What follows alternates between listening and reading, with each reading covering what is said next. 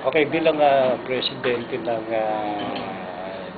General PTA ng Barasoy Memorial Elementary School, nag-conduct ako ng isang programa na anniversary ng aking programa dito sa ating sa radyo, yung Talakayan ng Bayan. And hiningi natin doon sa ating mahal na gobernador ng lalawigan ng Bulacan, na si Willie Alvarado, sa pamamagitan ng kanyang kapitolyo sa barangay. Ipinagaloob niya sa atin para dito sa ating anniversary na inihandog naman natin bilang presidente ng GPTA, inihandog naman natin dito sa school para ang ating mga kabataan o estudyante maipagamot natin o mapacheck up natin upang ang kalusugan ay mapangalagaan.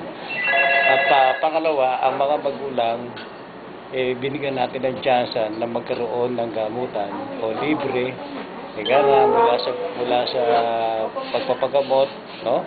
Libre sa medical, pedia, dental, at saka yung ubigaini, no? At libreng bulutan ng ngipin, at libre lahat ng gamot, at gayon din yung gupit at saka yung masahe, yung para sila kanilang lahat ika nga yung one day maibigay sa kanila para doon sa ating kalusugang proyektong pangkalusugan. So ba, regular ba itong ginagawa ng Talakayan ng Bayan o hindi naman? Actually, tuwing anniversary, dinadaos namin to, at saka yung pagka sumasapit yung Kapaskuhan, namamahagi tayo ng kung doon sa mga pinipili natin yung mga pinupunta natin. Bumababa tayo